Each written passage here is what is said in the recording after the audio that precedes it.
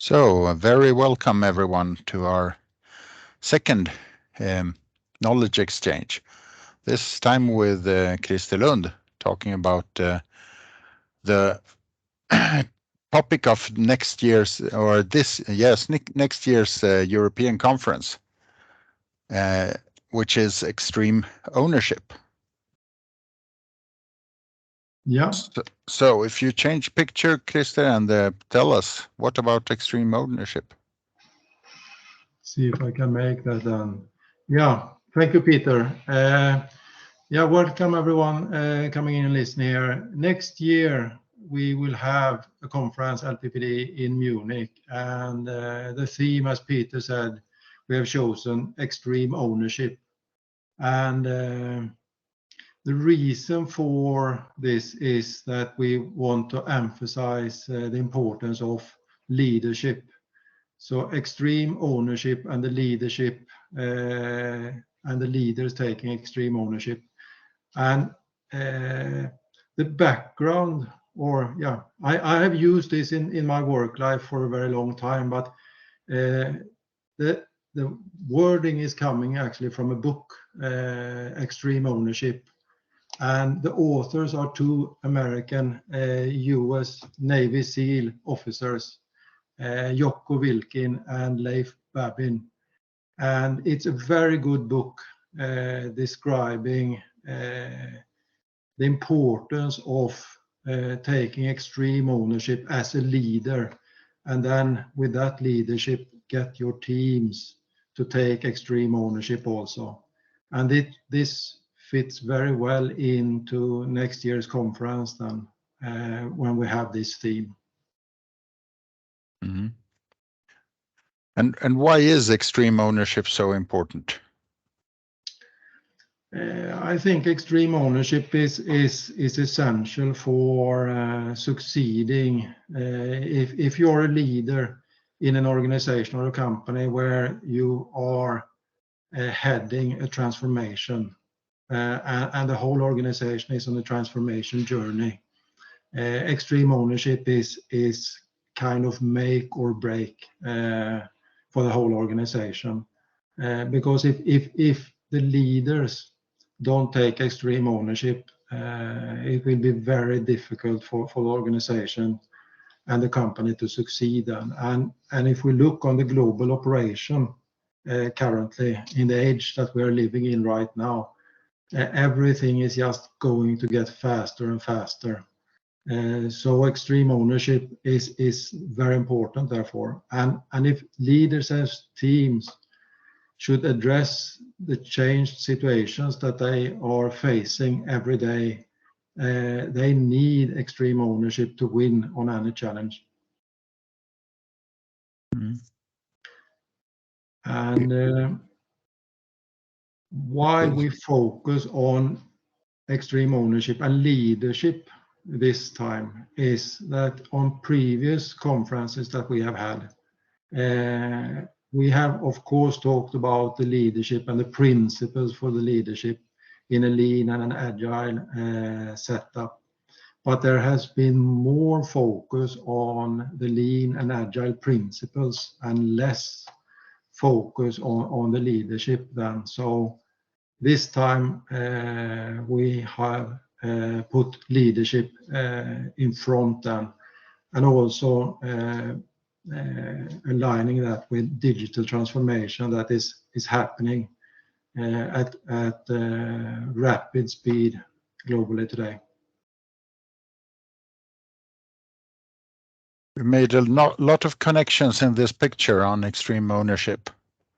Yeah, absolutely. You can, but this is just a handful of connections. It of course connects to leaders, and trust between the teams and the leader is also a very essential piece of this. And there is so much we don't know when we are doing product development, and the teams, they are operating in kind of an opaque environment, but at the same time they should create knowledge for what they don't know when they start an assignment or a mission or a project.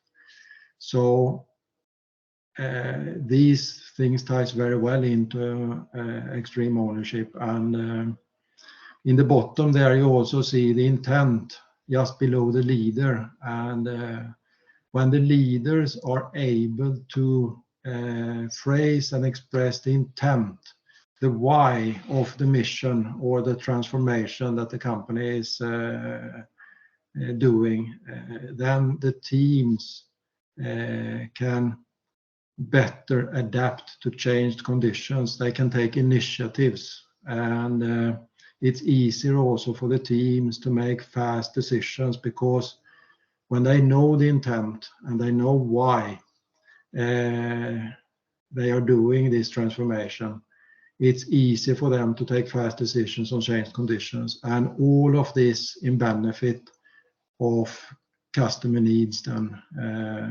to provide added value, more value, and user experience to the organization's customers. And for this event now that we have in Munich next year, besides basic training on the lean principles, we will focus a lot on and share a lot of and have exchanges around practitioners and leaders and their experiences around challenges that they have had with on their transformation journeys, but also successes, and how that fits into extreme ownership. Mm-hmm. I spoke to a colleague who was very excited when we spoke about intent leadership as something he felt very, very, very correct, but a bit new. Do you have any feeling of how is this used? How?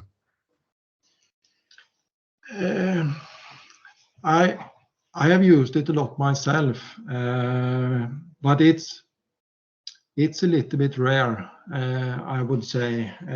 Of course, it's easy to fall into the trap where you feel that the reason for not having a success is because of factors that are out of your control and that you can't influence them. But if you should be successful, it's very important to take extreme ownership as a leader. And I can take one example myself. Then it's a small thing, but 15 years ago, approximately, then I was appointed project manager for a strategic project at the company where I was working, and I had to pick a team of we were 4 people in total on that team, and I was leading that team, and the full team came from different countries, so we were different nationalities, and our mission with this project was, as fast as possible. The CEO of the company was extremely focused on having the outcome fast. And what we did was a pre-study of a greenfield establishment of both operation and product development in India. And as being a Scandinavian company at that point, when I was working then, we started off to do this work then. And thanks to extreme ownership from myself then as a leader for this project, aligning with the CEO on the expectations that the executives had, we made all the preparations, and we went to India and traveled around for 9 days, an extra long week. And the team, they took initiatives. They know about the intent that we had with this journey. So when we were there, we used creativity and we added meetings and met companies that were not in the plan before we went there. and we met over 50 people and 15 companies in just a few days, and added a lot of experiences. And when we came back home, then the team worked together long time, even into the night, just before the day before we should make the presentation to the executive committee. And we made this presentation together, and when we were finished, the executive committee, they gave us an applause. So well achieved for the whole team then, but I was extremely sure of my ownership, and the rest of the team also, and we succeeded. I was thinking when you spoke about the military operations as authors of this, isn't that part of the way of working more connected to command and control? And why isn't that as efficient? In this new age with digital transformation, it's so important to be agile and lean also. Both of these two apply. And a lot of companies today, they really desire to become agile and have agility in their organization. And that is not that easy, because you need agility, but how should you establish agility and ensure that you realize this? And then if you look on this image that you have here, trust is a very important piece of actually establishing agility in your organization. You need to trust your people more, and you need to support them better. You need to be their nurture. You're pushing them, but in a positive way. You provide the intent that they can take initiative and they can be creative, and with that they can harvest opportunities that is not possible if you have this control and command way of working that is rather common also in the business where we are operating. Leaders, they are used to put an order, and then they control the compliance, and that it has been done then. But if you really require agility, then you need to apply the lean principle of continuous flow. You need to get everyone to pivot fast. Best is if you can pivot within hours or just a few days when you have an event. Because when you have an event, if it's an emerged problem or if it's an identified opportunity, if you can't pivot, if you can't trust your people, and if they can't make fast decisions, the small problems, they grow and get larger over time because you were not able to make a fast decision. You were not able to pivot on an opportunity that you identified. So it's a very short window for opportunities, and problems, they grow larger with time now. So that's why you need more leadership like used in the military that is called mission command or mission tactics. And that ties into intent that we have on the image here, where the mission command way of leading the teams is based on the leaders knowing why and expressing and sharing the why for the transformation, or for the project, or for the product, or for the assignment. And if the leaders don't understand why, they can't share that why. And if the teams don't understand why, then they are just asking for what to do, and they need to be told what to do. But if they understand the why, they can adapt to changed conditions and changed situations. That's a more modern way of leading in a lean and agile culture. Mhm. I know you've said that you see the leader as the leader of the team, but also as the trainer. Could you Yeah, expand a bit about that? yeah, absolutely. It's if we go back to the military context again, then it's very common in the military setup organization, yet that you define teams, and then each team has a leader, independent of the size of the teams and the leader's responsibility. And for the teams to succeed, a very important part, I would say half the job for the leader, is to be the team's trainer. So the leader is both the leader but also the trainer.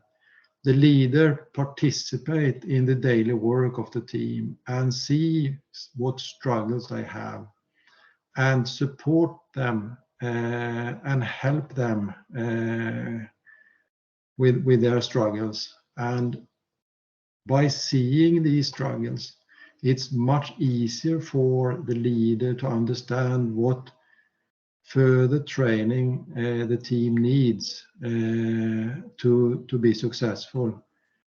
And it's also a great way when you are both the leader and the trainer, when you see and experience mistakes together with the team,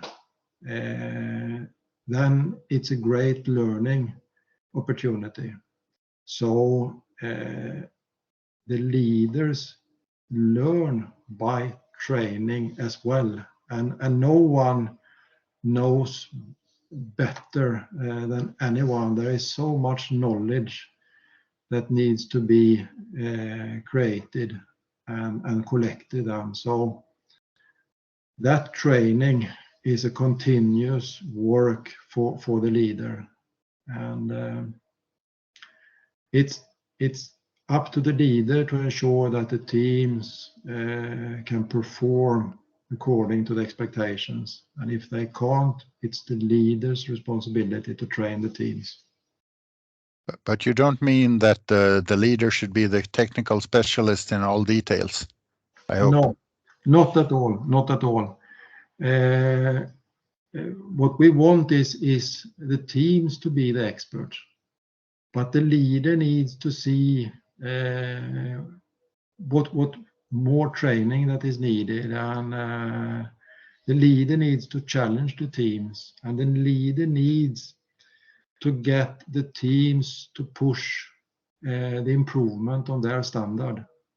So if the teams are not performing as expected, and the leader is accepting and tolerating that performance, then it's that poor performance becomes the new standard. And so if the leader is not taking extreme ownership and making doing that training for the teams, then based on the mistakes or based on the poor performance that the teams are doing, then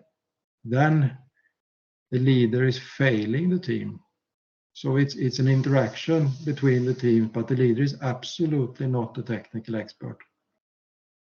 He is the coach, and he's serving the teams, and he's inclusive and asking a lot of questions. So that's the role of the leader. Sounds a bit like in sports. Normally the trainer is not the best one in all the positions on the field. Exactly.